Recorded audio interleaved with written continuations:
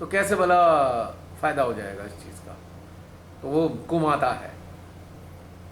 तो बहुत सारी सूक्ष्म चीज़ें हैं जो हम अगर समझ लें, एक पैरामीटर है, फिर कोई समस्या नहीं होगी। तो फिर वहीं आते हैं, परिवार के सदस्य आपको खुशी खुशी जाने देंगे यदि आप बड़े प्रेम के साथ में, वो जो 5 रिश्तों में जो मित्रता है, 5 रिश्तों में मित्रता अगर आपने मेंटेन कर ली तो सारे घर के सदस्य आपसे प्रसन्न रहेंगे, खुश रहेंगे और आप खुशी खुशी भेजेंगे जहाँ भी आप जाना चाहेंगे।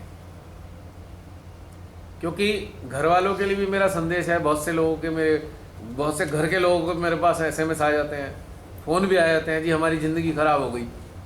भैया ज़िंदगी कैसे ख़राब हो गई? मेरी पत्नी ने मेरी लाइफ ख़राब कर दी। मैं कहा भाई कोई किसी की ज़िंदगी नहीं ख़राब कर सकता, सवाल ही नहीं उठता, असंभव। ये एक ऐसी चीज़ है जो गलत फहमी है लोगों को, कोई किसी की ज़िंदगी ख़राब कर सकता है। आपका परसेप्शन ही आपकी ज़िंदगी ख़राब कर रहा है। आप क्या देखते हो ज़िंदगी के बारे में, वही आपकी ज़िंदगी ख़राब कर रहा है और वही ज़िंदगी आपकी संवार भी रहा है। कोई पत्नी के लिए कह देगा मेरे से, कोई पति के लिए कह देगा कि हमारी पति ने ऐसा कर रखा, हमारी ज़िंदगी ख़राब हो गई। कोई पत्नी के लिए कह देगा मेरी ज़िंदगी ख़राब हो गई। तो भाई आई एम सॉरी टू से, किसी की कोई ज़िंदगी खराब कर ही नहीं सकता। अब बहुत से हमारे से देश के लोग कहते हैं ये जो प्रधान सेवक ने हमारा देश खराब कर दिया। मगर ना, प्रधान सेवक ने देश नहीं खराब किया, आप लोगों के कारण खराब किया है इसने। क्योंकि आप लोग अंधभक्ति करते हो हर चीज़ में, हाँ ठीक है, बहुत बढ़िया है, बहुत बढ़िया है, तो उन्हें तो पूरा मौका मिल रहा है। देश के वो नागरिक सारे जिम्मेदार हैं आज ऐसी दशा के, जिन्होंने अपनी पसंद कर ऐसे उन्हें पसंद आने लगी चीज़ें, जो हमें ये जहर फैलाने को जो पसंद करते हैं, जात पात को जो पसंद करते हैं, धार्मिक भेदभाव को जो पसंद करते हैं, उन लोगों ने हमारे प्रधान सेवक को पूरा ग्राउंड दिया कि लो सेवक जी, आप सब कुछ कर लो, सब कुछ छीन लो हमसे, हम फिर भी खुश हैं, बस हमारे हिसाब से देश को बना दो। हमारे जो घृणा है जात पात को लेकर, वो हमारी बढ़ जानी चाहिए घृणा। वो घृणा चारे में फैले, हमारे दिल में बड़ी संतोष होएगा। जिन्हें हम पसंद नहीं करते, जिन जात के लोगों को, जिन धर्मों को हम पसंद नहीं करते, वो नष्ट हो जाएं, चाहे हम हमारे से सब छीन लो, हम तब भी खुश हैं। ऐसे लोगों ने उन्हें मौका दिया है देश को बर्बाद करने का। तो इसी प्रकार से किसी की भी जिंदगी कोई नहीं खराब कर सकता।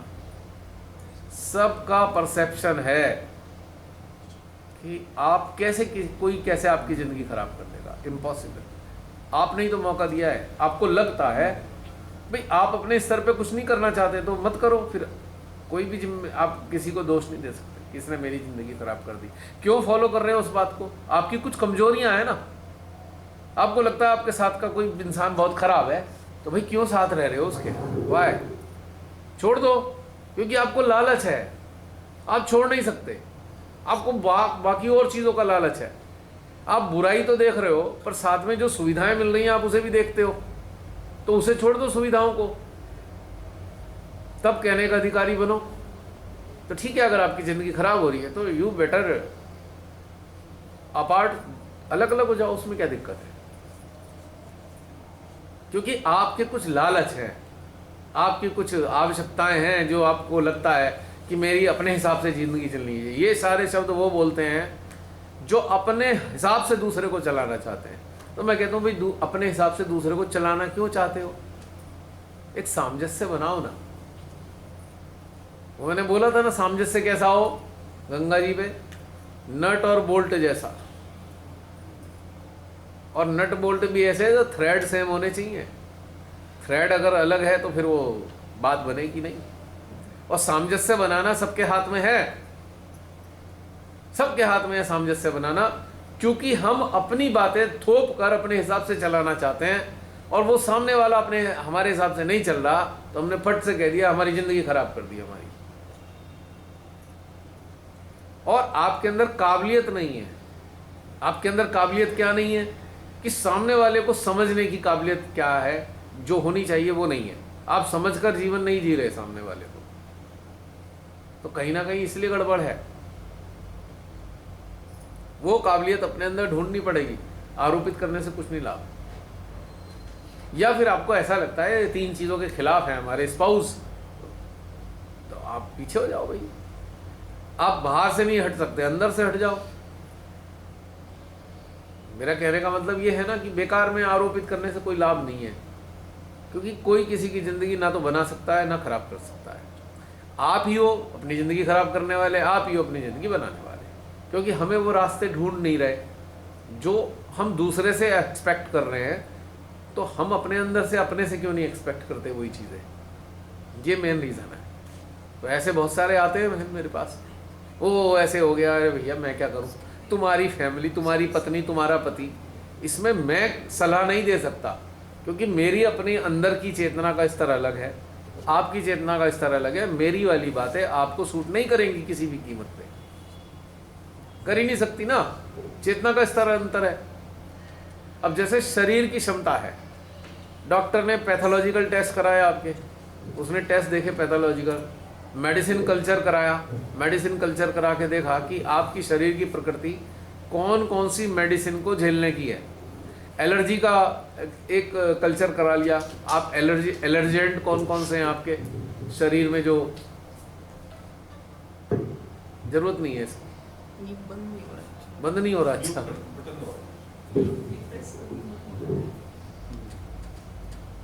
तो एलर्जेंट हैं, हमें चेक करना है। किसी टेस्ट से हमने देखा कि एलर्जेंट क्या क्या हैं, हम उनको, वो डॉक्टर कहेगा आप ये मत खाओ, ठीक है, फिर वो आपको वो मेडिसिन बताएगा जो आपके शरीर को सूट करती है। क्योंकि कई बार पूछ भी लेते हैं पर्चा लिखते हुए, आपको किसी चीज़ से एलर्जी तो नहीं, बीटाडिन से एलर्जी है, सल्फर से एलर्जी है, कोई अगर जख्म है तो ये ज़रूर पूछेंगे, क्योंकि कई पता लगा ठीक करने के लिए लगाई थी, वो तो फैल गया, तो 4 गुना हो गया जख्म। तो ऐसे बहुत सी बॉडी सूट नहीं करती हैं। तो इसी प्रकार से हमको अपने अंदर झांक के देखना है कि कौन कौन से तत्व हैं जिसमें हम राइज कर सकते हैं। जब दूसरी बात, पारिवारिक सदस्यों को आरोपित करने से कोई लाभ नहीं है। कारण क्या है? एक बड़ा सरल कारण समझ लेंगे तो आपके अंदर कभी ये भाव भी नहीं आएगा। कम से कम आप कभी ये तो नहीं कह सकते इसकी वजह से मेरी ज़िंदगी खराब हो गई। क्यों? मैं यहाँ पे स्पाउस से संबंधित बातें कर रहा हूँ, पति पत्नी से संबंधित। जब आप दोनों का जन्म हुआ, किसको पता था कौन किसका पति और कौन किसकी पत्नी? यानी कि आप अलग अलग ट्रेड्स के साथ पैदा हुए हो और काफ़ी लंबे समय तक आप अलग अलग जीवन ही जी रहे हो। तो भाई अलग अलग ट्रेड्स वाले किसी दूसरे की ज़िंदगी कैसे खराब कर सकते हैं? यहाँ सामंजस्य की ज़रूरत है। जो हमारी अवेयरनेस है उसमें इनपुट है, हमारी जीवात्मा का इनपुट है, हमारे माइंड का इनपुट है, माइंड से कंडीशनिंग लेके आ रहे हैं। जीवात्मा से भी, जीवात्मा का इनपुट हमारे पास है, मेमोरी का इनपुट है, मेमोरी। और मेमोरी के कारण ही कंडीशनिंग है। अगर मेमोरी डिलीट कर दी जाए, भगवान जी अगर ऐसा करें बच्चे के पैदा होते ही मेमोरी डिलीट कर दें, कोई झगड़ा नहीं होने का, कोई समस्या नहीं है। ओह मेमोरी रखी हुई है, सारे झगड़े वहीं से आ रहे हैं। उसके बाद धीरे धीरे ग्रो करते हुए वो मेमोरी का इनपुट आ जाता है हमारे अंदर, कंडीशनिंग एक्टिवेट हो जाती है हमारे अंदर, और फिर हम लड़ाई शुरू कर देते हैं, तू ऐसा, तू ऐसा, तू ऐसी, तू ऐसा, ये सारा झंझट शुरू हो जाता है। तूने हमारी ज़िंदगी ख़राब कर दी, ऐसा होना चाहिए था। वो कहेगा तूने ऐसी ज़िंदगी ख़राब कर दी, ऐसा होना चाहिए था। तो कैसा होना चाहिए था? जैसी कंडीशनिंग एक इंसान लेके आया है दूसरा, उससे वो उम्मीद करता है कि वैसी कंडीशनिंग होनी चाहिए, दूसरा भी वैसी करे।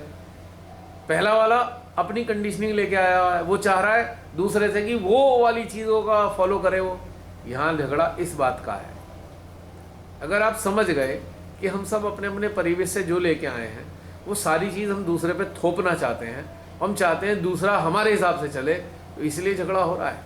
यदि ये समझ में आ जाए कि जो जो दो जीव आत्माएँ जन्म लेके आई हैं उनके साथ बहुत सारा इनपुट पहली वाली जीवनों का भी है, और पहले वाले जीवनों के साथ में इस जीवन का शादी होने तक जो संस्कार परिवेश मिले दोनों को, उसका भी इनपुट लेके आए हैं, हमारी अवेयरनेस में मौजूद है।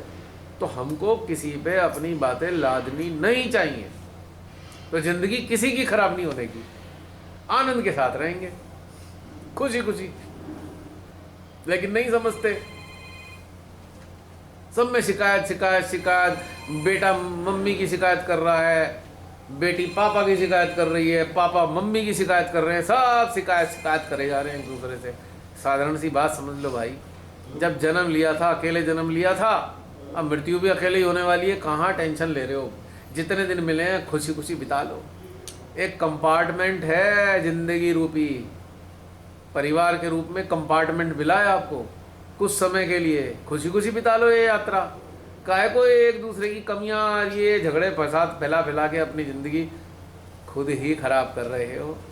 आपका साथ ही आपकी जिम्मेदार ज़िंदगी नहीं खराब कर रहा है, आप खुद ही खराब करने में लगे हुए हो। क्योंकि हम चाहते हैं कि हमारे हिसाब से चले घर, यही बड़ी समस्या है। सब घर के सदस्यों की प्रकृति को थोड़ा समझो और इस तथ्य को समझो कि सब अलग अलग जीवात्माएं हैं। हो सकता है किसी की जीवात्मा कनाडा से आई हो, किसी की अमेरिका से आई हो, किसी की फ्रांस से आई हो, किसी की आपकी जापान से आई हो, किसी की ऑस्ट्रेलिया से आई हो, किसी की नाइजीरिया से आई हो, किसी की न्यूजीलैंड से आई हो, और वो अपने साथ वो इनपुट लेके आए हैं अपने पिछले जीवनों का। तो इस कारण से कोई समस्या नहीं होनी चाहिए, शिकायत का कोई मैटर नहीं है इसमें, और शिकायत का कोई मतलब नहीं है किसी से किसी की भी शिकायत करने का, बल्कि एक सहयोग और सामंजस्य की ज़रूरत है। और ये बहुत कॉमन शिकायत होती है, ये वो हमारे तो ध्यान में बहुत वो हो गए हैं, मशगूल हो गए हैं, और ये वो फला फला। भाई अंडरस्टैंड करो, अगर कोई आपका पति या पत्नी या बच्चा या बेटी ध्यान में जुड़ गई तो अपने पीछे से जो संस्कार लेके आई है उसके कारण जुड़ी है। आप नहीं लेके आए हो तो इसलिए आप नहीं जुड़े, तो इसमें झगड़े की क्या बात है? और परिवार टिका है सहयोग पे। सहयोग एक दूसरे को कोऑपरेट करने के लिए परिवार है, शासन चलाने के लिए परिवार थोड़ी मिला है कि हम अपने ही शासन चलाएंगे, हमेशा अपने हिसाब से ही पूरे परिवार को चलाएंगे। ये तो बहुत गलत बात है। अब हमारे प्रधान सेवक जी अपनी ही चलाना चाहते हैं। 550 रियासतों से मिलकर भारत बना है, 550 रियासतें मिलकर भारत बना, तो 550 प्रकार की संस्कृति हमारे भारत के अंदर है। तो हमारे प्रधान सेवक जी अपनी क्यों चलाना चाहते हैं सब पे? वो जो सोचते हैं वो सब पे क्यों लादना चाहते हैं भाई? क्योंकि उनके अंदर अहंकार है, मैं ऐसी सीट पे बैठा हूँ, मैं सब पे अपने ऊपर शासन कर सकता हूँ। तो ये एक देश भी तो एक परिवार है जिसमें अलग अलग संस्कृतियों के लोग हैं। तो एक संस्कृति कैसे लाद दोगे, एक धर्म कैसे लाद दोगे पूरे उस पे? और धर्म लादने की जरूरत क्या है? संविधान इसलिए तो बनाया गया था, 300 लोगों ने मिलकर संविधान बनाया है। 300 प्रबुद्ध लोग जो समाज से आते थे, जो पढ़ाई लिखाई से आए थे, जो लीगल डिपार्टमेंट से आए थे, जो पीएचडी होल्डर थे, जो अनेकों प्रकार के प्रोफेशनल थे, सबने मिलकर 300 लोगों ने संविधान बनाने में मदद की, जो 550 रियासतों के समूह से बना, समूह के लिए बना संविधान। तो आप उसे कैसे नष्ट कर सकते हो? आप ही नष्ट हो जाओगे एक दिन। ये जो 550 लोगों की रियासतों के जो लोग हैं ना अलग अलग, उनकी जो आत्मा से जो बद्दुआएं निकलेंगी, आप नष्ट हो जाओगे उससे, जो आप नष्ट करना चाहते हो सबको। ये बात पक्की है। और भारत का जो भगवान संविधान है, कौन किस धर्म को मानता है, कौन किसको पूछता है, ये उनका व्यक्तिगत मामला है। इसको आप लाद नहीं सकते किसी पे, किसी भी कीमत पे। तो ये ही परिवार है। अब अगर हम कहें कि एक परिवार में 5-6 लोग हैं अलग अलग चेतना के हैं, तो ऐसे ही इस देश में अलग अलग चेतना के लोग हैं। अब पूरे विश्व की दृष्टि से देखा जाए तो भारत एक परिवार है, और जो परिवार का मुखिया है अपनी कैसे चला सकता है सारे सदस्यों के ऊपर? सामंजस्य तो उसे बैठाना पड़ेगा। तो ऐसी परिवार में सामंजस्य बैठाना पड़ेगा। अगर परिवार चलाना है तो जितने लोग हैं उनकी भी सुननी होगी, उनके हिसाब से चलना होगा, थोड़ा थोड़ा एक आपस में कोऑर्डिनेशन बनाना पड़ेगा। देश चलाना है तो देशवासियों के हिसाब से चलना पड़ेगा, कोऑर्डिनेशन बैठाना पड़ेगा। एक बार को आप बड़े हो जी, आप अपनी चला सकते हो, लेकिन बाकी तो लोग फॉलो नहीं करने के बाद में अपने अपने रास्ते निकल जाएंगे, फिर क्या कर लोगे? तो ये जो थोपाथापी है ये समस्या है। परिवार के परिवार खराब हैं इसलिए क्योंकि वो सब अपनी थोपना चाहते हैं। पुरुषों को भी बीमारी है, हम तो कमाते हैं, हम अपने हिसाब से चलाएंगे। महिलाओं को भी बीमारी है, कुछ महिलाओं को हम घर चलाते हैं, हमारे हिसाब से चलेगा। बच्चे हैं वो बड़े हो रहे हैं बेचारे, वो तो पिसते हैं, वो फिर अपनी चलाना चाहते हैं तो वो सुनता नहीं कोई घर का, तो वो फिर अपनी चलाते हैं, आपको काट देते हैं अपने सर्किल में से कि भैया तुम तो बैनिस्ड हो, यू आर बैनिस्ड। घर के लोगों को काट देते हैं कि भाई हमारा एक सर्किल है, हम उसमें जिएंगे, जहाँ पे आप लोगों की एंट्री नहीं है। आपने देखा होगा कभी कभी शादियों में, देखा है बैचलर्स पार्टी होती है कभी कभी, उनमें बड़े लोगों का आना वर्जित होता है, कोई पैर नहीं रख सकता उसमें। बैचलर्स पार्टी देखा है ना, शादी ब्याह में अक्सर होती है। वो इसलिए है भैया आज बैचलर होने का सुख ले ले, कल का पता नहीं तेरे को क्या होने वाला है, आज ले ले जो सुख लेना है। और जिनकी शादियां हुई भी होती हैं, दोस्त वोस्त वो भी आते हैं, हाय क्या दिन हुआ करते थे, अब तो चलो भाई खुद पार्टी में वो वाली फीलिंग ले लो, चाहे वो लड़की हो या लड़की हो, पत्नियां हो, सब बैचलर्स पार्टी का मजा ले रहे होते हैं फ्रेंड्स की, नहीं। लेकिन वो फीलिंग उसके पीछे क्या है कि बड़े लोग नहीं आएंगे भाई, बड़े लोगों के लिए बैन है ये। और लिटरली मैंने तो ये भी देखा है, अरे आप क्यों आ गए हो, ऐसे भी सुना है मैंने, कुछ लोग बड़े से बच्चे कह रहे होते हैं आप क्यों आ गए यहाँ पे, आप नीचे जाओ नीचे जाओ, वो छत पे रखेंगे ज़्यादातर अपने घर की। और अब तो जिनके जो फ्लैट्स वगैरह में रहने वाले हैं वो किसी बैंकेट हॉल में या कहीं इसमें रेस्टोरेंट वगैरह में रखते हैं, और बड़े लोगों की तो कोई एंट्री नहीं होती। कारण क्या है, वो जो एक्सप्रेस करना चाहते हैं, अगर पेरेंट्स इतनी लिबर्टी देते रहे तो वो फिर उनको दिक्कत नहीं है। बैचलर पार्टी में वो कहेंगे पेरेंट्स हैं, नहीं है कोई परेशानी नहीं। लेकिन जिन्होंने पेरेंट्स ने कहा भाई ये तुम ऐसे करो, तो उनके कहेंगे भाई तुम हट जाओ, हमें जीने दो कुछ दिन। तो ये वाली बात समझिए, बैचलर्स पार्टी का तो मैंने एक उदाहरण दिया है खाली। आम जीवन में भी हर मनुष्य एक स्पेस चाहता है, स्पेस, देखा है ना, स्पेस। सेकंड माइक चाहिए क्या हमें? है जी, सेकंड माइक एक और चाहिए? माइक वाला आया हुआ है। मेरे ख्याल से जरूरत है क्या? मेरी आवाज़ तो पहुंच रही है क्या? ले लो, अगर लाए हैं तो ले लो, अगर ले आए हो तो भाई दे दो। माइक चार्ज कैसे होगा वो भी बता दो। अभी लड़के को बुलाता हूँ। अगर नहीं है तो कोई समस्या नहीं है, क्योंकि आवाज़ यहाँ तक तो पहुँच ही रही है और 3 दिन में भी पहुँचेगी। थोड़ा धीरे वॉल्यूम तो पहुँच ही रहा है ना, कोई दिक्कत नहीं है। तो हमारा कहने का मतलब यही है कि एक स्पेस।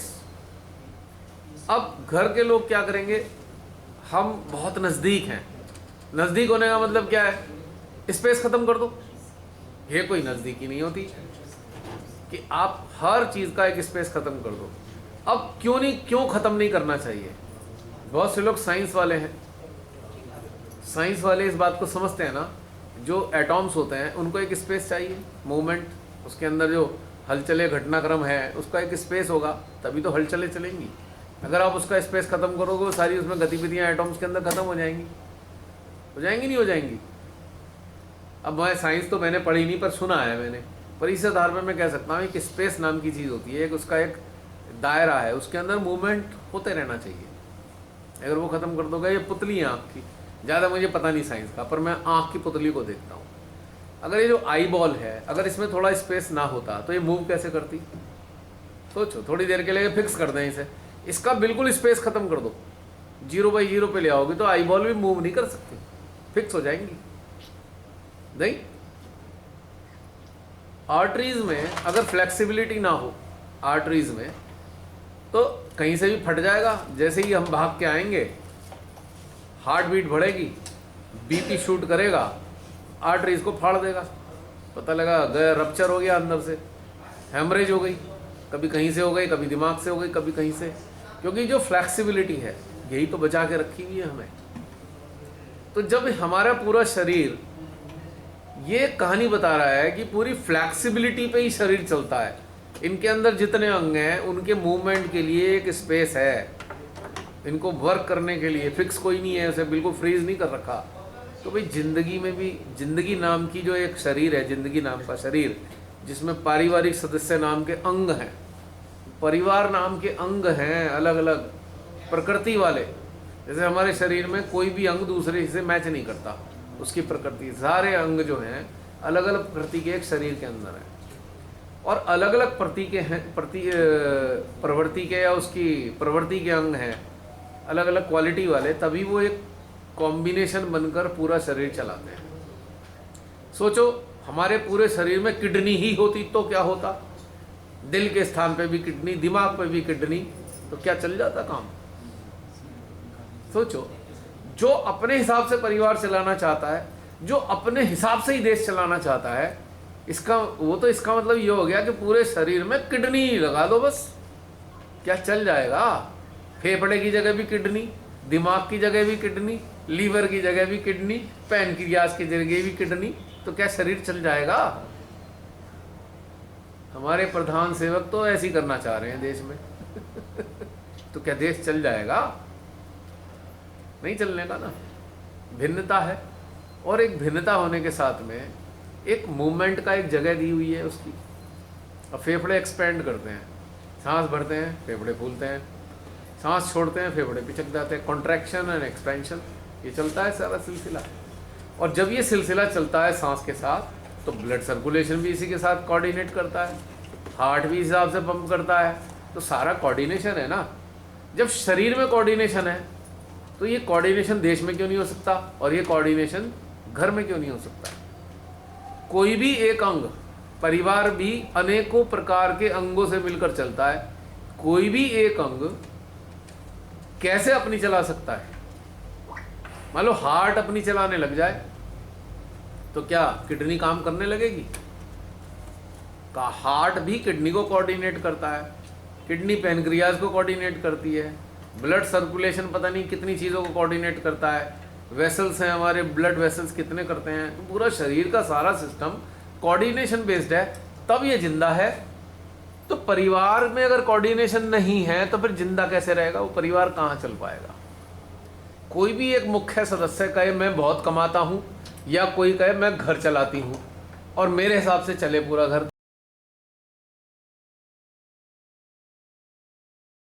तो क्या चल जाएगा, नहीं चलेगा ना।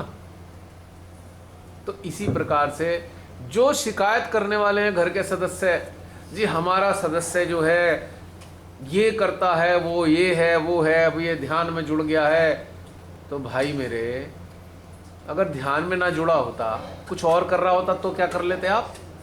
मान लो पुरुष हैं, वो बेचारे ध्यान में जुड़ गए, उन्हें अच्छा लगता है। अगर वो दारू पीने वाले होते और दारू रोज पीते, तो फिर क्या कर लेते आप, क्या कर लेती महिलाएं ऐसी, झूठ बोल बोल के दारू पी के आते, फिर रोज माफी मांग लेते, आज आखिरी है, अगले दिन फिर आखिरी है, फिर अगले दिन आखिरी है, तो क्या होता। तो भाई ध्यान में चला गया, ऐसी महिला है, महिला किट्टी पार्टियों में बिजी हो गई, ध्यान में बिजी हो गई, तो आपको कष्ट हो रहा है। किट्टी पार्टियों में बिजी हो गई तो क्या होगा, वो तो नहीं आती, अब वो तो उसी में ही रहती है। अब खाना भी बनाने वाली बाई लगा दी कि भाई तुम खाना खिलाते रहो, मैं तो अपना फ्री हो गई।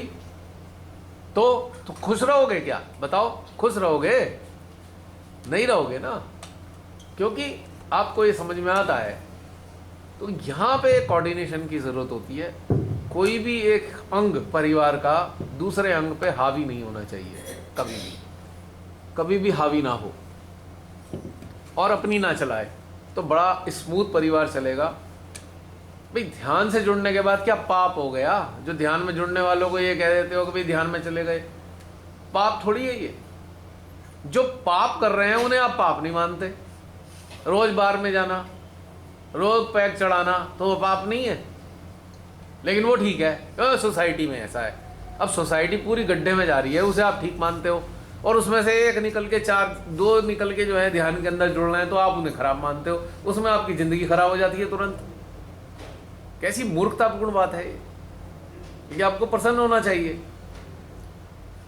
अब जो ध्यान में जुड़ते हैं वो खर्चा भी थोड़ा कम कराने लगते हैं, भैया थोड़ा खर्चा कम हो जाता है क्योंकि उनका चित हट गया, फैशन से चित हट रहा है, भीड़ इकट्ठी करने से, वार्डरोब का बोझा बढ़ाने से चित हट गया, गहनों से चित हटता जा रहा है, महिलाओं का, पुरुषों का भी बहुत सारी चीज़ों से चित हट रहा है, उसका फ्रेंड सर्किल घटता जा रहा है। इतना बड़ा फ्रेंड सर्किल होता था, 100 लोग होते थे, अब क्या पता लगा अब तो है ही नहीं फ्रेंड, अपने जीवन में खुश हैं, शांत हो गए, तो खर्चा भी तो कम हो गया। भाई खर्चा खाली पुरुष ही थोड़ी करते हैं, स्त्रियां भी करती हैं, दोनों के खर्चे कम हो रहे हैं, गारंटी से बता रहा हूँ। स्त्रियां ज़्यादा करती हैं, स्त्रियां ज़्यादा करती हैं। नहीं, मेरे सामने तो ऐसे ही पुरुष हैं जिनके खर्चे अनाप शनाप है। वो बहुत कॉस्टली शौक होते हैं। मैं तो दोनों ही देखे हैं। स्त्री जो शौक करेगी ना, अगर मान लो गहने का है तो भाई तेरा एसेट है, एसेट जुड़ रही है। अगर गहने भी इकट्ठे हो रहे हैं तो एसेट जुड़ रही है ना, और कठिन समय में काम आ जाते हैं वो। लेकिन पुरुष जो खर्चा करते हैं शौक, वो कुछ काम नहीं आता, किसी के कोई काम नहीं आता। अब घोड़ा रेस खेलने वाले हो गए तो क्या करेंगे, हैं? कैसीनो में जाने वाले हो गए तो क्या होगा, तो वो उससे क्या रिटर्न मिलने वाला है? शेयर बाजार में लगा। हाँ, शेयर में MCX मार्केट में लगा रखा है। उसमें पता लगा पूरा का पूरा दुकान ही गिरवी रख दी उन्होंने लालच में। तो मेरा कहने का मतलब है, एक सेकंड जरा ये बैटरी चेंज कर लूँ। तो हम क्या कह रहे थे, हम तो भूल ही गए। नहीं, वो तो नंबर तो पता है, मैं कुछ और टॉपिक कह रहा था। टॉपिक था ना, ज़्यादा खर्चा करते हैं। हाँ, खर्चा।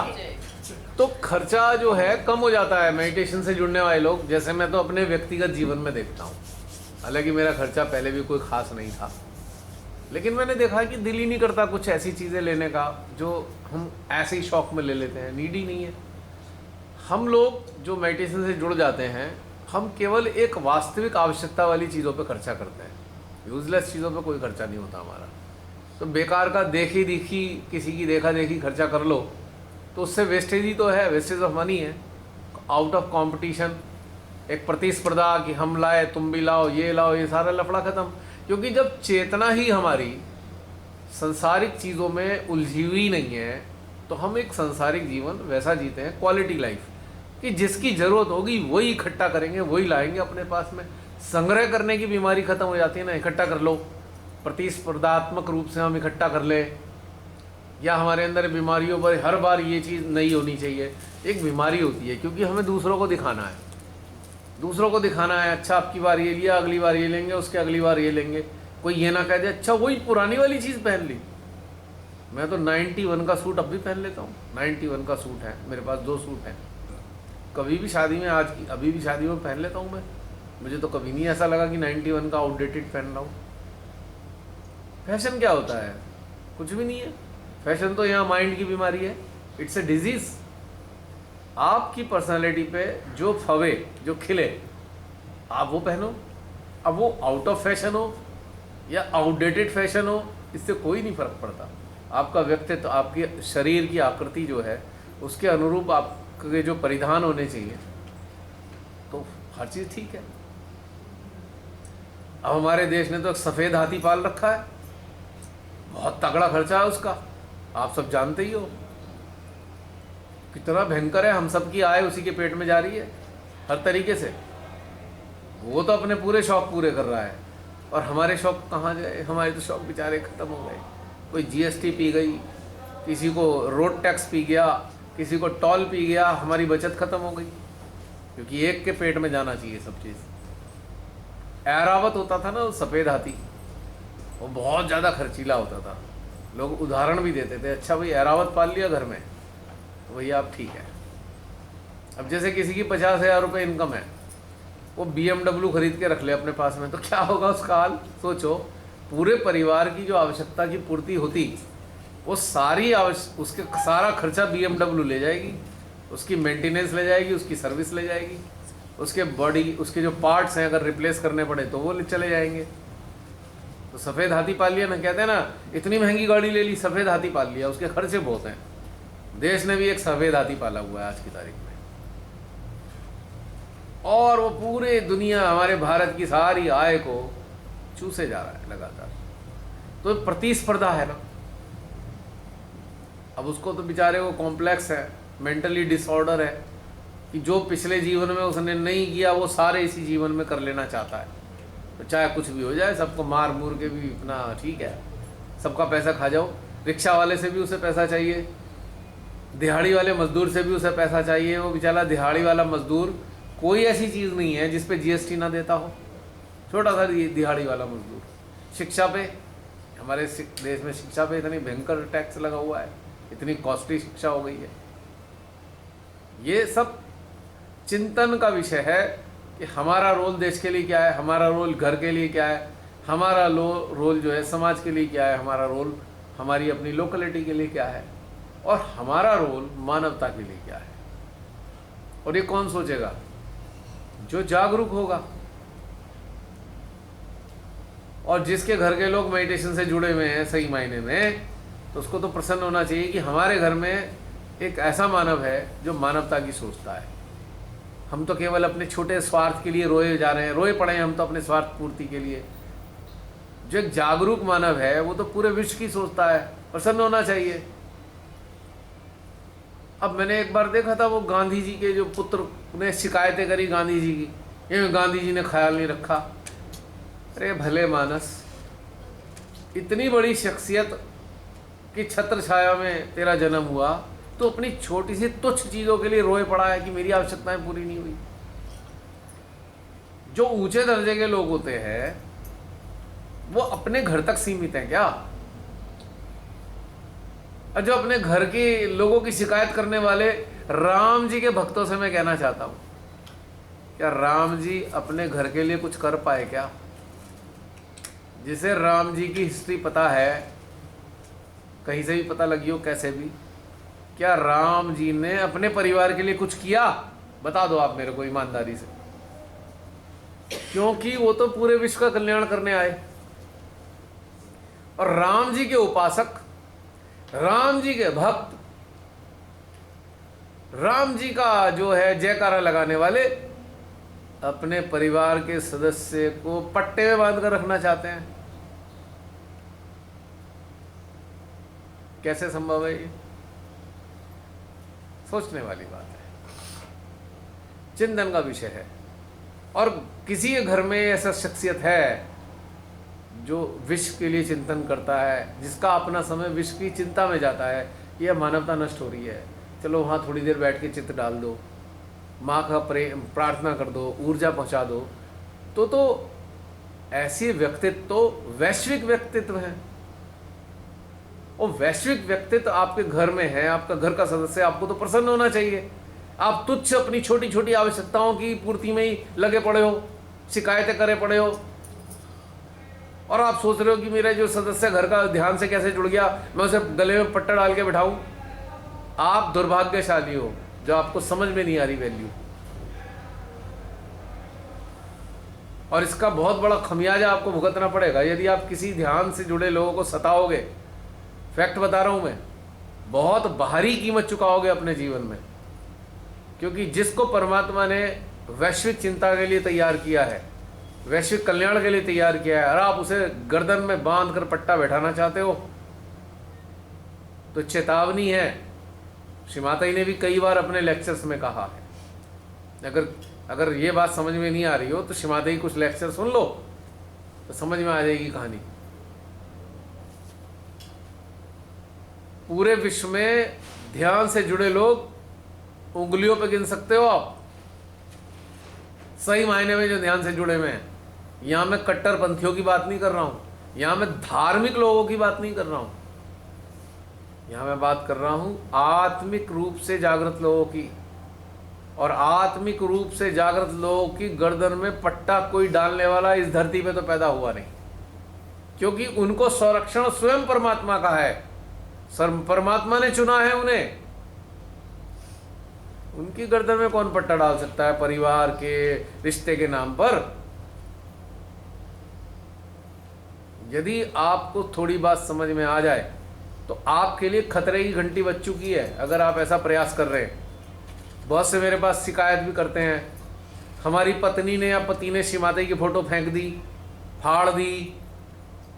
तो ये समझ लो आपने अपने जीवन में अपना इतना बड़ा अहित कर लिया है जिसकी आप कल्पना ही नहीं कर सकते।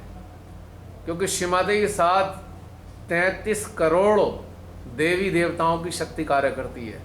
अगर आपने उनका अपमान कर दिया तो आपने अपने जीवन में खुद ही अपने हाथों से ऐसा विष घोल लिया है जिसकी प्रतिक्रिया, जिसका असर आपको जन्म जन्मांतर तक भुगतना पड़ेगा। 100 जन्म आपके बस नष्ट भ्रष्ट हो जाएंगे अगर आपने ये हरकतें कर दी हैं। श्री माता जी की फोटो को फेंक दिया आपने, फाड़ दिया आपने अपने अहंकार में और अपने उसमें चूर होकर। तो आपको अंदाज़ा ही नहीं है। साथ में मैं ये भी बात बताना चाहता हूँ, क्योंकि मैंने बहुत से ऐसे लोगों को देखा जिन्होंने अहंकार में सीमा देवी की फ़ोटो फेंक दी, फाड़ दी, गंदी जगहों पर फेंक दी, उनकी पूरी ज़िंदगी नष्ट हो गई, उनके कैंसर हो गए, कैंसर हो गया उन्हें, और भीख मांगते हैं वो अपनी ज़िंदगी की, मुख्य अंग खराब हो गए, और वो नरक में आज की तारीख में। मैं पर्सनली जानता हूं ऐसे लोगों को, हकीकत में बता रहा हूं मैं आपको। तो ये बात समझ लीजिए, जो भी ध्यान से जुड़े हुए लोग, जो जागृत लोग हैं, उनके परिवार के सदस्यों को ये बात अच्छी तरह समझ लेनी चाहिए कि अगर आपका घर का सदस्य जो ध्यान से जुड़ा है, आपकी जिम्मेदारियों को जो उसका सामर्थ्य है पूरी कर रहा है, तो आप उस पर अपना पूरा कब्जा जमाने का प्रयास ना करें। आपका वो आपके अपने शरीर से आपकी सेवा कर सकता है खुशी खुशी, पर आप उसकी आत्मा पे कब्जा करने का प्रयास ना करें, आप उसकी सांसों को कंट्रोल करने का प्रयास ना करें,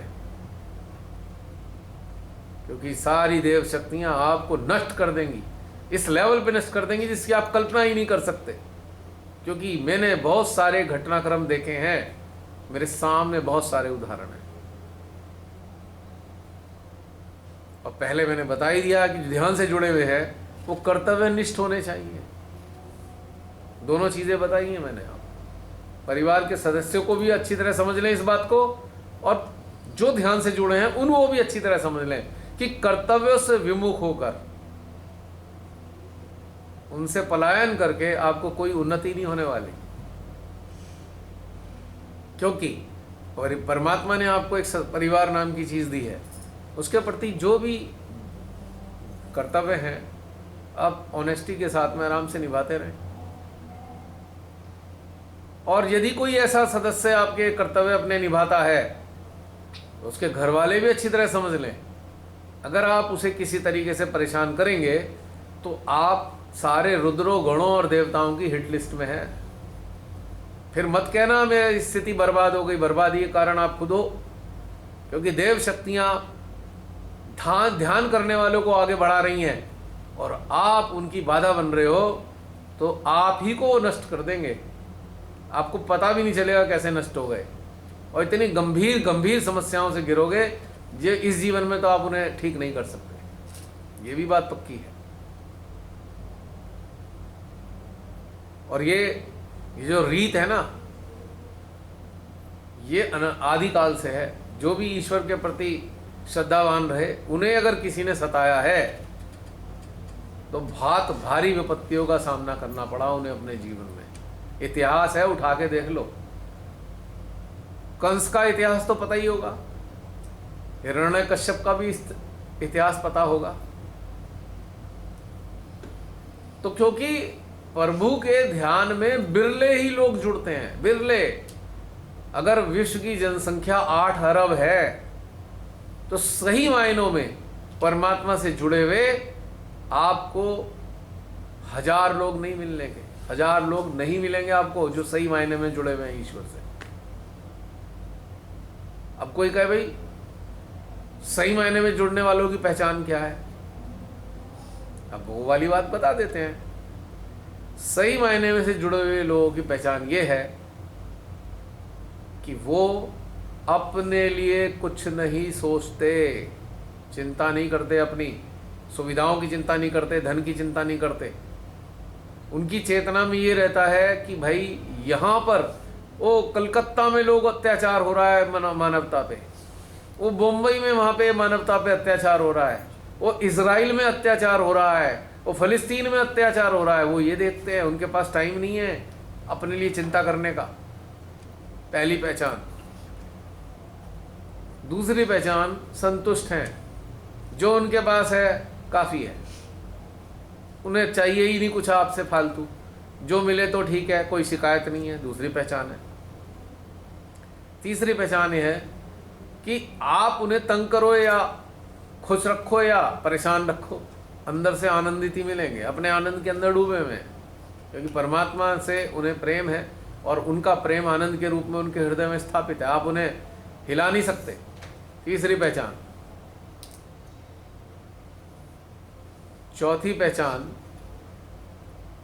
किसी से घृणा नहीं करते, सिवाय मानवता की बुराई करने नष्ट करने वालों को, सिवाय प्रकृति को नष्ट करने वालों से, और सिवाय परमात्मा की खिलाफत करने वालों से ही घृणा है। उनके कर्मों से घृणा है, शरीर से घृणा नहीं है।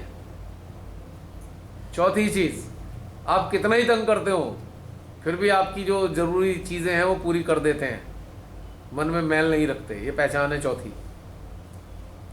किसी ने कितना ही अहित कर रखा हो, पांचवी पहचान, पर वो बदले में उसका अहित कभी नहीं करते। पांचवी पहचान, जो ईश्वर से जुड़े हुए लोग होते हैं। छठी पहचान, आप उन्हें कितनी गाली दे दो, वो आपको गाली नहीं देने वाले पलट के, बिल्कुल भी नहीं देने वाले। क्षमा करते रहते हैं सब, छोड़ते रहते हैं। हाँ। क्योंकि गाली आप दे रहे हो, आपके अंदर गालियां हैं, उनके अंदर गाली नहीं है, तो वो आपको गाली कैसे देंगे? जब गाली जिसके अंदर है, गाली तो वही देता है, और जिसके अंदर गाली है वो उसके संस्कार है। ध्यान वालों के तो संस्कार गाली देने के नहीं है। छठी चीज, किसी से प्रतिस्पर्धा नहीं रखते। पड़ोसी क्या लाया, घर का सदस्य क्या लाया, उन्हें कोई दिल, खुश होते हैं, अच्छा भाई तू लिया है, बहुत बढ़िया बहुत बढ़िया। उनके अंदर ईर्ष्या नाम की चीज नहीं है। सातवीं चीज,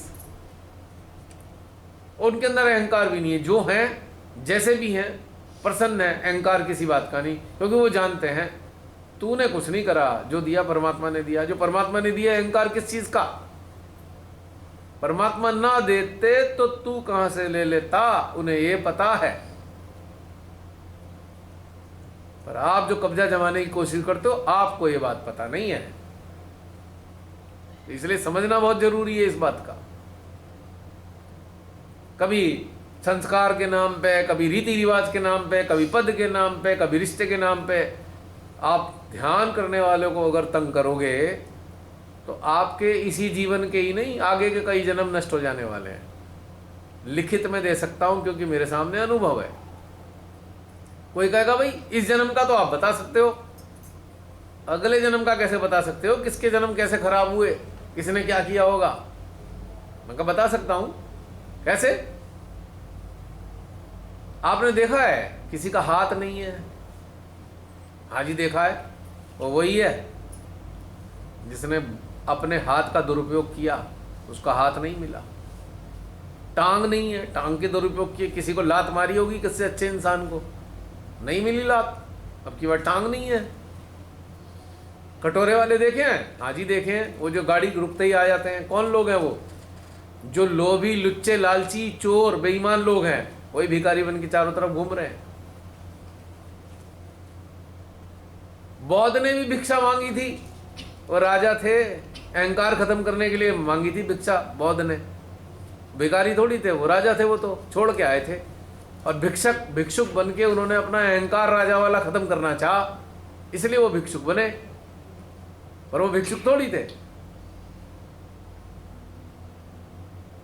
तो ये सारे लोग जो मिलते आपको चारों तरफ दिखते हैं, किसी की आंख नहीं है, किसी को नुकसान पहुंचाया होगा, आंखों का दुरुपयोग किया होगा, नहीं दी भगवान ने आंखें। ये सारी बातें क्या बताती हैं कि पिछले जीवनों में क्या किया है वो इस जीवन में सामने आ गया।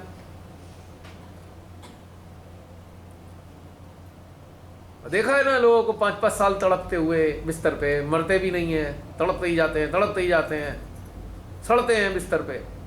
हमारी बहन जो डॉक्टर सुमेधा है, इनसे पूछो, कैंसर स्पेशलिस्ट हैं ये, कैसे लोग तड़पते हैं, कौन लोग होते हैं वो? कहीं ना कहीं कुछ तो गड़बड़ की है ना। प्रकृति का तो एक सीधा सिद्धांत है, जैसा करोगे वैसा भरोगे। हो सकता है कल को मुझे भी कोई गंभीर बीमारी लग जाए, मेरे भी कष्ट हो, किया होगा कुछ पिछले जीवन में, स्वीकार करता हूं, क्या दिक्कत है इसमें? पर इस जीवन में तो नहीं कर रहा ना, जागृति है ना, नहीं करना, लोभ नहीं करना, लालच नहीं करना, ये सब नहीं करना है ना। किसी को सताना नहीं है, अहंकार में दबाना नहीं है, किसी को अपने अहंकार की पूर्ति का शिकार नहीं करना है। पता है ना इस बात को? नहीं करा ना इस जीवन में, किया पिछले जीवन में, मैं क्या कर सकता हूँ, मुझे तो मालूम नहीं किस भावना के तहत किया होगा, नो प्रॉब्लम, पर अब तो नहीं किया। तो अभी अगर हम ये समझते हुए भी कर रहे हैं, क्या होने वाला है फिर? समझ लीजिए इस बात को। ये बात तय है बिल्कुल। तो इसलिए जो भी ऐसे सदस्य जो शिकायत करते हैं, मेरे उस पर यूट्यूब पे कहीं लिख देते हैं, कहीं SMS दे देते हैं, कहीं फ़ोन कर देते हैं, कई लोग हैं ऐसे, तो उन सब से मेरा निवेदन है, मेहरबानी करके अपने अंदर झांको। आप अपने अंदर झांक के देखो कि आप क्या कर रहे हो। जिसकी शिकायत कर रहे हो, आप पहले अपने अंदर झांक के देख लो, समस्या खत्म हो जाएगी आपकी, क्योंकि आप ही के पास रास्ता है। और रहा सवाल मेरा, मैं तो रास्ता नहीं बता सकता किसी को, मेरे पास केवल एक ही रास्ता है कि सब लोग, शिकायत करने वाले लोग ईमानदारी के साथ अपने हृदय से जुड़ें, अपने हृदय की आवाज़ सुने, आपको आपकी बात का उत्तर मिल जाएगा, गारंटी से उत्तर मिलेगा। पर अगर आप अहंकार होकर, आप अहंकार दिखाना चाहते हो, आप अहंकार में डूब कर अपने आप को सही साबित करना चाहते हो, तो फिर कुछ नहीं हो सकता। क्योंकि हम जैसे लोग माध्यम हैं, हम जैसे लोग किसी के परिवार में क्या होना चाहिए नहीं बता सकते। क्यों नहीं बता सकते? सबके संस्कार परिवेश अलग अलग हैं, इसको जनरलाइज नहीं किया जा सकता। कोई एक सिद्धांत सारे परिवारों पे लागू नहीं हो सकता, क्योंकि सबकी भिन्नता है। तो पारिवारिक स्तर पे हम किसी को सलाह नहीं दे सकते किसके परिवार में क्या है कैसे है, लेकिन सबको एक सलाह दे सकते हैं। अगर आप वास्तव में अपने परिवार को प्रसन्न रखना चाहते हो, तो जो भी बात समझ रहे हैं अपने अंदर झांक के देख लें, आपको रास्ता मिल जाएगा, 100% रास्ता मिलेगा। और जो तथ्य हैं कि जो जीवात्माएं अलग अलग जगह से, अलग अलग संस्कारों से आई हैं, तो जो जीवात्मा एक प्रकार के संस्कार लेकर आई है, उस पर दूसरे प्रकार के संस्कार लादे नहीं जा सकते। और ये भूल भी ना करें, माँ बाप, बहुत बीमारी है माँ बाप को, अपने बच्चों में संस्कार डालेंगे। क्या संस्कार डालोगे? खुश हो आप? जो माँ बाप ये चाहते हैं अपने बच्चों में संस्कार डाल दें, तो मैं उन सारे माँ बाप से पूछता हूँ, आप जो संस्कार लेके आए थे उनसे आप प्रसन्न हो? आज आप अपने जीवन को सुंदर बना रखा है आपने क्या? आप शांत रहते हो? आप घृणा से दूर हो? आप प्रतिस्पर्धा से दूर हो? आप ईर्ष्या से दूर हो? आप झूठ बोलने से दूर हो? तो फिर कैसे अपेक्षा करते हो बच्चों में संस्कार कौन से डालोगे आप? बच्चे तो मॉडल के रूप में देख रहे हैं आपको, और आपके सामने सब आप ऐसी बातें कर रहे हो, वो कैसे फॉलो करेंगे आपको? नहीं कर सकते वो फॉलो आपको। तो ये वाली बात सबके अंदर, शिकायत करने वाला जितना वर्ग है पारिवारिक सदस्यों का, इवन सहज से जुड़े लोगों का भी, तो आप अपने अंदर झांक के देख लोगे तो समस्याएं खत्म हो जाएंगी, क्योंकि सारे सॉल्यूशन आपके अंदर है और आपको पता है आपको क्या करना है। पर आप अपने अहंकार, अपनी जड़ता के कारण वो नहीं कर रहे हो जो परिवार के हित में है। इस कारण से सारी चीजें आ रही हैं। सब सदस्यों की बात है यहाँ पे। पारिवारिक सदस्य एक दूसरे से शिकायत करते रहते हैं, कारण क्या है? आप अपने सारे परिवार के सदस्य अपने अपने कर्तव्यों का सही रूप में पालन करें और दूसरे के कर्तव्य ना समझाएं एक दूसरे को, कोई समस्या नहीं आने की। क्यों समझा रहे हो भाई एक दूसरे को कर्तव्य एक दूसरे के? सब लोग अपने कर्तव्य पालन करें तो समस्या खत्म हो गई। कुछ नहीं करना इसके अलावा, शांत रहो, खत्म हो गई बात। और जो रोका टाकी है ये सब चीजों का तो चलने वाला नहीं। ध्यान से जो जुड़ गए लोग, उनके साथ चलेगा ही नहीं किसी का। अच्छी तरह गांठ बांध लो।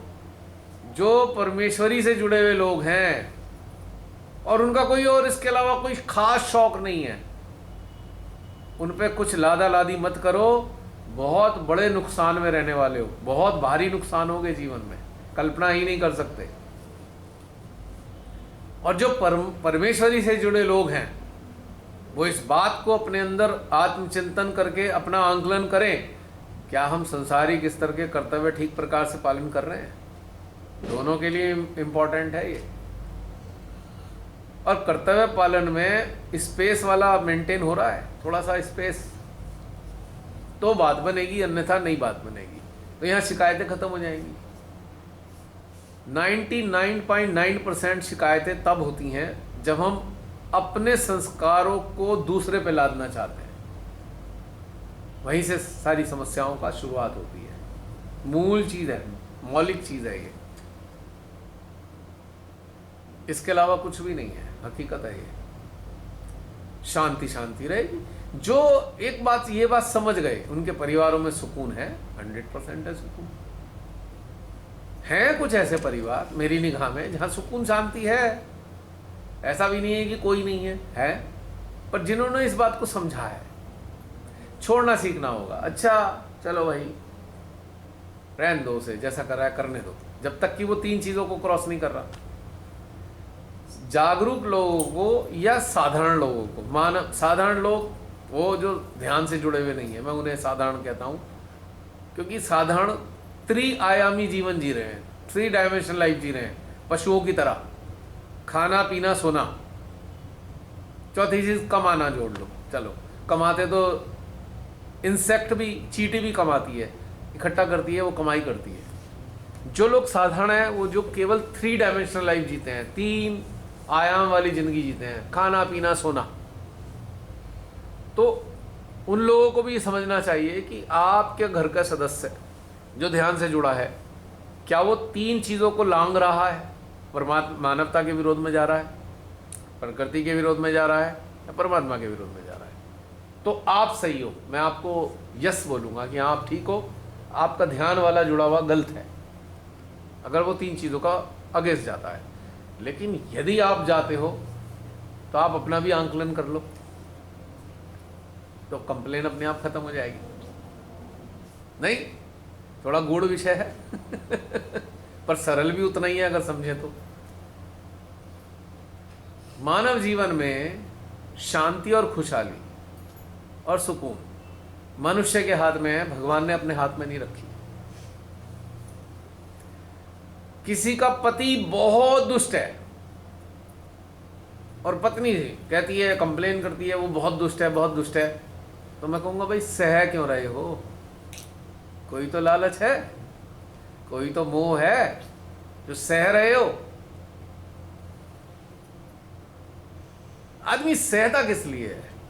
कोई तो लालच होता है उसको, कोई तो लोभ होता है, और सारा अटैचमेंट है, कोई ना कोई अटैचमेंट है 100%।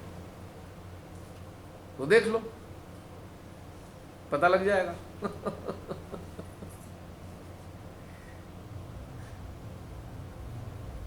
और दूसरी बात है कि मानव जीवन इतना सरल है, इतना सरल है जिसका कोई ठिकाना नहीं। अब हम आम लोग 3 डायमेंशनल लाइफ जीते हैं अन्य जीवों की तरह, पर जरा अन्य जीवों से शिक्षा तो ले लो। बहुत अच्छी शिक्षा देते हैं अन्य जीव। चहजाती चिड़ियों को देखो, बड़ी अच्छी शिक्षक होंगी आपकी, क्योंकि उनमें अटैचमेंट नहीं है, प्रेम है। अंडा होगा, प्रेम से उसे सेंगी, हैचिंग करेंगी, उसके बाद वो बच्चा निकलेगा, उसे पूरा खिलाएंगी, चुग्गा दूर दूर से कीड़े मकोड़े ला ला के उसकी चोंच में डालती। देखा होगा आपने, बहुत सारे आजकल तो डिस्कवरी पे और बड़े सारे चैनल में कितने प्यार से खिलाती है वो। लेकिन जब वो बच्चा बड़ा हो जाता है, उसे पंजे मार मार के, चोंच मार मार के धकेल देती है, उड़। नहीं उड़ेगा, गिर जा, उसे ये परवाह नहीं है, गिर के हड्डी वड्डी टूट जाएगी इसकी। मैंने खुद अपनी आंखों से एक वीडियो में चोंच मार के धकेलते हुए देखा है, और बच्चा उसका धड़ाम धड़ाम गिरता हुआ जा रहा है, नीचे गिरता जा रहा है, गिरता जा रहा है, मर गया, कोई चिंता नहीं उसे। और कुछ कंडीशन में बच्चे पैर अपने डैने फैला के उड़ना सीख जाते हैं, कोई मर जाते हैं। तो किस सिद्धांत पे काम करती है चिड़िया? भैया तू सक्षम नहीं है तो मरना ही ठीक है तेरा, मर जा। सक्षम है तो उड़ जा, पर मेरा घोंसला छोड़ दे। अब तेरे लिए घोंसला नहीं है, अपना घोंसला ढूंढ, अपना घोंसला बना। मनुष्य कैसा है? 7 पीढ़ियों का प्रबंध करने की सोचता है। 7 पीढ़ियां, पल का पता नहीं, पर 7 पीढ़ियों का संचय करने की सोचता है। बीमारी तो यही है। और जो प्रेम वाले जोड़े हैं वो कह देंगे हम तो 7 पीढ़ी तक साथ रहेंगे। है भैया रे, 7 जन्म तक साथ रहेंगे, पता नहीं पल का भी 7 जन्म कैसे बिताओगे भाई क्योंकि मोह ग्रसित हो गए ना, अच्छा लगने लगा पार्टनर अपना, स्पाउस हो, पार्टनर हो, फ्रेंड हो, जिसके साथ भी अच्छा लगता है। 7 जन्म तक यही चाहिए। किस लिए? वो प्रेम नहीं है, अटैचमेंट है। सीवियर अटैचमेंट है तो 7 जन्म तक रहना चाहते हो। तो लोग बाहर इतना बोलते हैं ना, घर में उनका बहुत झगड़ा होता है। कारण झगड़ा क्यों होता है? भयानक अटैचमेंट है ना, तभी 7 जन्म तक साथ रहना चाहते हैं। समझना मेरी बात। और जरा सा कोई इधर से उधर हुआ तो झगड़ा हो गया। किसी 7 जन्म की बातें करने वाले ने थोड़ी सी अपनी चला ली, बस हो गया झगड़ा 1 मिनट में। हो गया नहीं हो गया? हैं? यही होता है ना, जिससे इतना प्रेम, हम कहते बहुत प्रेम है हमें, तो भाई झगड़ा क्यों कर रहे हो? इसका मतलब प्रेम था ही नहीं। अगर प्रेम था तो झगड़ा क्यों होता? हाँ, एक बात सच है, जो वाकई प्रेम करने वाला इंसान होता है और साथ वाला अगर झगड़ा करने लगे तो कुछ नहीं कहेगा, वो थोड़ा सा डिस्टेंस कर लेगा, पर वो छोड़ेगा नहीं उसे कि चल ठीक है निभा लूंगा, इस जन्म में भगवान ने रखा है निभा लेता हूँ। पर वो डिस्टेंस करता है, प्रेम है इसलिए। वरना तो लात मार के 2 मिनट में अलग कर दे कि भाग यहाँ से, मेरे जीवन से निकल, हमें क्या जरूरत है। लेकिन नहीं, लेकिन जो मोह वाले होते हैं वो बहुत समस्या है उनमें बहुत झगड़े होते रहते हैं। जितने झगड़े स्पाउस के बीच में हैं वो मोह के झगड़े हैं। प्रेम से तो झगड़ा होता ही नहीं कभी। प्रेम करने वाले को, वो प्रेम करता है ना, वो छोड़ना सीख जाता है। यानी कि ये कहें कि प्रेम उसे छोड़ना सिखा देता है। चल ठीक है, जो करना है कर ले, कोई झगड़ा नहीं है, उसे झगड़ा नहीं करना। जितने झगड़े करते हैं सब मोह ग्रसित हैं, एक दूसरे से अपने हिसाब से कुछ ना कुछ चाहिए, अपने हिसाब से, इसलिए तो झगड़ते हैं। और फिर वो कहीं कहते हैं हम तो बहुत प्रेम करते हैं उससे। इतना बुरा झगड़ा करते हो? प्रेम करते हो, झगड़ा किस लिए करते हो भाई? समझ में ही नहीं आती कौन सी प्रेम की परिभाषा है जो इतना झगड़ा करना पड़े। तो क्योंकि प्रेम को उन्होंने गलत समझा है, वो प्रेम था ही नहीं, वो तो मोह था। और मोह किस पे टिका होता है? आवश्यक बार्टर सिस्टम पे, गिव एंड टेक पे, बार्टर सिस्टम। तू मुझे गेहूं दे, मैं तुझे बाजरा दूंगा, इस पे टिका हुआ है मोह। नहीं, अगर ऐसा ना हो तो फिर झगड़ा तो नहीं हो सकता। और प्रेम जिसके अंदर है उसमें बार्टर सिस्टम नहीं है, कोई बार्टर सिस्टम नहीं है। क्योंकि प्रेम वाला इंसान केवल देना जानता है, उसे चाहिए तो कुछ है ही नहीं किसी से। कोई दे दे तो ठीक है, प्रसाद समझ के ग्रहण कर लेगा, ना दे तो भी ठीक है। उसे डिमांड तो नहीं करता कि मुझे ये दे दे, मुझे वो दे दे, मुझे वो दे दे। लेकिन मोह वाले तो यही कह के लड़ते हैं, मैंने तेरे लिए इतना किया, तूने मेरे लिए इतना नहीं करा। इसका मतलब इतना किया ही इसलिए था कि तुझे इतना पाना था किसी से। तो फिर प्रेम कहाँ था? दैट वाज बार्टर सिस्टम, वस्तु विनिमय, अर्थशास्त्र में कहते हैं उसको, वस्तु विनिमय का सिद्धांत। तो वस्तु विनिमय है तो फिर प्रेम का नाम लो भाई, इसका बदनाम मत करो प्रेम को। वस्तु विनिमय को हम प्रेम नहीं कहते। अगर खाली वस्तु विनिमय के आधार पर रह लो तो भी बहुत अच्छा है, तब भी झगड़ा नहीं होगा, क्योंकि एक अंडरस्टैंडिंग होगी, भाई इससे हमें ये मिलता है और हम इसे ये देते हैं, बड़ा सुकून, बढ़िया जिंदगी है। आम मानव की जिंदगी नीड बेस्ड है। लोग 2, 4, 6 लोग जुड़ते हैं, नीड एक दूसरे की पूरी करते हैं, बड़ी सुकून से जिंदगी कट जाती है उसमें। लेकिन लड़ते केवल अटैचमेंट वाले हैं। गांठ बांध लीजिए अपनी जिंदगी में। प्रेम वाला या आवश्यकता पे आधारित वाला आपसे झगड़ा नहीं करेगा, क्योंकि वो नहीं चाहेगा आपको नाराज कर दूं ताकि आपकी उसकी पूर्ति बंद हो जाए। पति देव आते हैं शाम को, उसे पता है बेटा मैं रोटी तो नहीं बना सकता घर में रात को आके, तो पत्नी को भी कुछ झगड़ा वगड़ा नहीं करेंगे। अच्छा कहाँ हो, हेलो जी मैं पार्टी में, अच्छा कोई बात नहीं बता दो मैं ब्रेड ला के खा लूँगा। हाँ, कुछ नहीं कहते, खुश रहते हैं, क्योंकि पता है काम नहीं चलने का एक दूसरे का। झगड़ा कौन करते हैं? अटैच है, अपने हिसाब से लाद कर जीवन चलाना चाहते हैं, वो झगड़ा करते हैं। घर घर में आप ये झांक के देख लो, उनकी आप सर्वे करके देख लो, मेरी बात आपके सामने स्पष्ट, क्योंकि ये जो मैं बता रहा हूँ ये बड़ा सारा सर्वे के आधार पर ही बता रहा हूँ, ये कोई हवाई बातें नहीं है। घर घर की कहानी, मेरी जुबानी, बस इतना ही है। क्योंकि बहुत कुछ देखने का मौका मिलता है। बड़े बड़े ध्यान करने वाले लोग देखे, बड़े बड़े सांसारिक लोग देखे, सबकी कहानी देखी। अगर झगड़ रहे हैं, आई एम सॉरी ध्यान करने वालों, अटैचमेंट के कारण ही झगड़ रहे हो आप लोग, और कोई कारण नहीं है झगड़े का। दूसरा पक्ष अटैच है तो पहले वाला नहीं है, पहले वाला नहीं है जो दूसरा नहीं है तो पहले वाला अटैच है, या फिर दोनों अटैच हैं। 3 ही कारण है।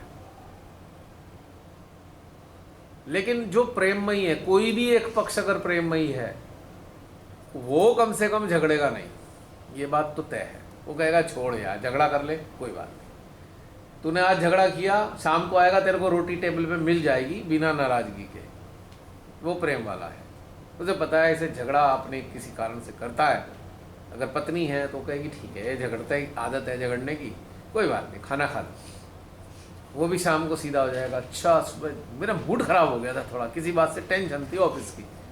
उसे भी समझ में आया, देखा यार इतना मैंने झगड़ा करा, फिर भी पत्नी ने खाना वाना खाए सही टाइम पे बना के खिला दिया, बढ़िया चीज़ बना दी, तो मैं ही बेवकूफ़ हूँ, मैं क्यों झगड़ा करूँ इससे। फिर उसे थोड़ी सी समझ में आती है ये बात कि भाई नहीं नहीं नहीं भाई, कुछ भी है, चाहे कुछ भी है, मेरी पत्नी, मैं कितना ही झगड़ा कर लूँ, मेरा ख्याल रखती है। एटलीस्ट उसे ये बात तो समझ में आ जाती है। ऐसी पतिदेव है, पत्नी ने कुछ भी कह दिया हो, पब्लिकली उसकी बेइज्जती कर दी हो, कोई बात नहीं, अरे पत्नी ऐसे ही करती है, शाम को कोई गिफ्ट लेके आ जाएंगे। इसलिए नहीं कि उसे कुछ करना है, स्वभाव में है कि ठीक है तू इससे प्रसन्न होती है, इससे प्रसन्न हो जा, मुझे तो तेरे को नाराज करने का कोई इच्छा नहीं है।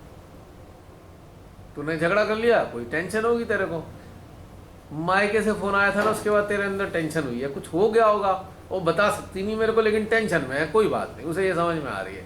वो पतिदेव प्रेम वाले हैं, इधर पत्नी प्रेम वाली है, तो लड़ने के बाद भी खाना बना के खिला रही है, कपड़े धो रही है। तो यहाँ प्रेम की बड़ी वैल्यू है। और दूसरे एक लेवल और ऊपर है, चलो भाई प्रेम तो नहीं है, और एक फैक्ट समझ में आ गया कि जीवन की गाड़ी चलाने के लिए 2 पहिए चाहिए। तो यहाँ एक अंडरस्टैंडिंग डेवलप हो गई, ठीक है भैया तू उस वाली पटरी पे चलता रहे, मैं इस वाली पे चलते रहूँ, पर चलती रहनी चाहिए जिंदगी, गिव एंड टेक, ऑनेस्टी के साथ हैप्पीली दोनों की जिंदगी चल रही है। वो इधर इस वाले पहिए को कोऑर्डिनेट कर रही है, ये वाला पहिया इसको कोऑर्डिनेट कर रहा है, जिंदगी की गाड़ी, वैवाहिक जीवन सही चल रहा है, तब भी काम चल जाएगा। क्योंकि ये भी एक अच्छी अंडरस्टैंडिंग है कि भाई एक दूसरे के बिना चलेगा नहीं काम, चलो कोई बात नहीं, पटरियां भले ही ना मिले पर चलती रहें साथ में, कोई दिक्कत नहीं, पहिए चलते रहने चाहिए। हमने देखा ट्रेन की पटरी कभी मिलती नहीं है, और जब मिलती हैं क्या होता है, रास्ते बदल जाते हैं, शिफ्ट हो जाता है रास्ता। देखा है आपने, तो जो गैंग मैन है वो लीवर घुमाया, चलो भाई इधर से जा रही थी गाड़ी, इधर को चल रही। इस बात को भी ध्यान रखना चाहिए कि रास्ता बदल सकता है, पर रास्ता बदलने के बाद फिर पटरियां दोनों ही रहेंगी। यानी कि 2 पटरियां अलग अलग अगर मिल रही हैं तो ये अंडरस्टैंडिंग होनी चाहिए कि भाई थोड़ा रास्ता बदलेगा, लेकिन पटरियां फिर साथ में चलेंगी। पटरियों का मिलता ही का एक ही कारण से है, रास्ते बदले जाते हैं बस, लेकिन फिर थोड़ी देर बाद 2 पटरियों पर चल रही होती है गाड़ी। तो ये अंडरस्टैंडिंग बहुत अच्छी है। चलो प्रेम नहीं है, नो प्रॉब्लम, मोह भी नहीं है, कोई बात नहीं, पर अंडरस्टैंडिंग है, तब भी कोई झगड़ा नहीं होने का है ना। जिंदगी की कहानी बड़ी सूक्ष्म सी, अगर समझ जाए तो इतना मजा आता है इसको समझने के लिए। आता ही नहीं आता। तो एक दिन पहिए ने कहा भाई अब मैं साथ नहीं चलने वाला, तो अंडरस्टैंडिंग है तो कहेगा अच्छा भी ठीक है, दूसरा पहिया कहेगा ठीक है तू अलग दूसरी वाली गाड़ी में चल जा, मैं किसी और गाड़ी में चल जाता हूँ, कोई समस्या नहीं है। लेकिन पहिया जहाँ चल रहा है वो किसी दूसरे उस पर चला गया ना, दूसरे कोई ना कोई दूसरे के साथ चल ही रहा है ना। यानी कि कोई ऐसा उसके जीवन में एक व्यक्ति है, कोई भी हो सकता है, रिश्ता भी कोई सा भी हो सकता है, उसको अंदर जो उसकी चेतना है सुकून में चल रही है। वो किसी के साथ तो कोऑर्डिनेशन है, माता के साथ अच्छा कोऑर्डिनेशन है, कोई बात नहीं, चाचा के साथ अच्छा कोऑर्डिनेशन है तब भी चल जाएगा, बेटे के साथ अच्छा कोऑर्डिनेशन है तब भी चल जाएगा। यानी कि एक जिंदगी की गाड़ी पहिया कोई सा भी हो चल जाता है। ये बात पक्की है। आप देखते हैं कई बार ट्रेन में थोड़े पहिए दाएं बाएं होते हैं, ओ फिटर जो हैं पहिए, इसके पहिए उस वाले में, उस वाले पहिए उस वाले में, फिट नहीं कर देते, अब भी चलता रहता है वो। यही जिंदगी की रहस्य है। जिस लोगों को बड़ा भ्रम है मेरे बिना तो नहीं होने का, गलतफहमी में हो भाई, बहुत बड़ी गलतफहमी है। जीवन एक ऐसी चीज है, एक पहिया है तो दूसरा पहिया उसे अवेलेबल करा देते हैं भगवान जी। यानी कि उसको जो कोऑर्डिनेशन चाहिए, किसी भी रिश्ते से कोऑर्डिनेशन मिल सकता है, किसी भी रिश्ते से। ठीक है उस लेवल का नहीं मिलेगा, लेकिन मिलेगा, जिंदगी चलेगी, जिंदगी रुकती नहीं है। बहुत से लोग अपने गलत फहमी पाल लेते हैं, हमारे बिना तो जिंदगी नहीं चल सकती। भाई बहुत भारी मिस्टेक में हो, चलती है। आई एम सॉरी, मैं बहुत खराब उदाहरण देने जा रहा हूं। पति की किसी कारण से मृत्यु हो गई या पत्नी की मृत्यु हो गई, विवाह नहीं किया उसने, लेकिन किसी रिश्ते के साथ तो उसका कोऑर्डिनेशन बनता ही है ना। बेटी के साथ, बेटे के साथ, भाई के साथ एक अच्छा एक रैपो डेवलप हो जाता है। तो जिंदगी एक ऐसी चीज है, वो किसी भी रिश्ते की मोहताज नहीं है। जिंदगी किसी रिश्ते की मोहताज नहीं, क्योंकि जिंदगी जिसने दी है उसने हर चीज का प्रबंध पहले से ही कर रखा है। एक पहिया खराब तो दूसरा पहिया उसे कहीं ना कहीं से मिल जाएगा उस गाड़ी को। रिश्ता कोई भी हो, रिश्ते से मतलब नहीं होता इस बात का। और आपने देखा भी होगा बहुत से आपस में, आप भाई कहीं कहीं किसी से तालमेल नहीं है तो किसी और से तालमेल है, अपने परिवार में नहीं, किसी दूसरे परिवार से है। किसी के में आपस में देखा, कजिन में दो बहनें हैं कजिन, उनमें इतना अच्छा कोऑर्डिनेशन मिलेगा, आप सोचो कितना अच्छा प्रेम होता है, जबकि एक पिता की संतानें नहीं है, लेकिन दो अलग अलग पिता के लिए कोऑर्डिनेशन बड़ा शानदार है। क्योंकि जिंदगी को चलाने के लिए एक मोटिवेशन या इंस्पिरेशन बस चाहिए इंसान को, ज़्यादा बड़ी चीज़ें नहीं चाहिए इंसान को। तो ये जिंदगी की गाड़ी चल जाती है। तो इसलिए कहता हूँ जिंदगी की गाड़ी किसी की मोहताज नहीं। कोई पहिया ये ना सोच ले कि मेरे बिना गाड़ी नहीं चलेगी, भगवान जी कोई और फिट कर देंगे, जिंदगी की गाड़ी तो चलेगी, कोई नहीं रोक सकता इस बात को। तो ये भ्रम बहुत से रिश्तों को हो जाता है, हमारे बिना इसका कुछ नहीं होने का। आपने देखा कभी कभी एक्सीडेंट होता है बहुत भयंकर, सब लोगों की मृत्यु हो जाती है, अकेली बच्ची बचती है या बच्चा बचता है, छोटा सा 4 साल का बच्चा। अब कोई कहे हाय इसका क्या होगा, थोड़े दिन बाद देखते हैं उसकी भी गाड़ी चलने लगी, कहीं और से, अलग घर से, अलग किसी, उसने अब उसको प्यार देना शुरू कर दिया, चल गई उसकी गाड़ी फिर। अब बहुत से, मैं क्या बोलूं, बहुत सी महिलाएं अपने जन्मजात बच्चों को मंदिर में छोड़ के चली जाती हैं, छोड़ जाती हैं, कहीं ना कहीं मंदिर में क्यों छोड़ती हैं, नदी में फेंक सकती थी, क्योंकि वो एक तथ्य कहीं ना कहीं पता है, इसकी जिंदगी की गाड़ी भगवान चला लेंगे, कहीं ना कहीं पता है ना। उसे मार भी तो सकती थी कि नहीं मेरा बच्चा मैं नहीं पाल सकती तो इसे मार दो, नहीं करती ना। कहीं ना कहीं उन्हें एक एहसास है कि मेरी सामाजिक स्थिति ऐसी नहीं है, तो भगवान कोई रास्ता निकाल देंगे ना उसका। अनाथ आश्रम में पलता है, फिर अनाथ आश्रम में एक दंपत्ति आते हैं, बड़े अच्छे घर के होते हैं, वो ले जाते हैं उसको, वो बच्चा राजकुमार बन जाता है। ऐसे आपके समाज में कितने उदाहरण मिलते हैं। तो किसी की ज़िंदगी किसी के बिना ना चले, ये बहुत बड़ा गलतफहमी है। कोई नहीं रोक सकता ज़िंदगी की गाड़ी को, किसी ना किसी के जरिए से भगवान चला देते हैं। क्योंकि मानव को क्या चाहिए, मानव को 2 चीज़ चाहिए, मनुष्य के रूप में कोऑर्डिनेशन चाहिए और एक प्रेम चाहिए या वात्सल्य चाहिए। इसके अलावा किसी को कुछ नहीं चाहिए, चल जाती है गाड़ी। जिंदगी की गाड़ी को 2 ही चीज़ों की आवश्यकता है, कोऑर्डिनेशन। कोऑर्डिनेशन किसी का किसी भी रिश्ते से हो सकता है, कहीं से भी हो सकता है, जिंदगी की गाड़ी चलेगी हमेशा। सब ईश्वर की घटनाक्रम है उसके हाथ में। जिसने इस धरती में मानव को उतारा, उसने वो व्यवस्था पहले से ही करके उतार रखा है कि दूसरा पहिया कितने दिन चलेगा इसके साथ में। दूसरा पहिया पहले से तैयार है, उसका पहले से ही तैयार है, किसी ना किसी रूप में, किसी ना किसी रिश्ते में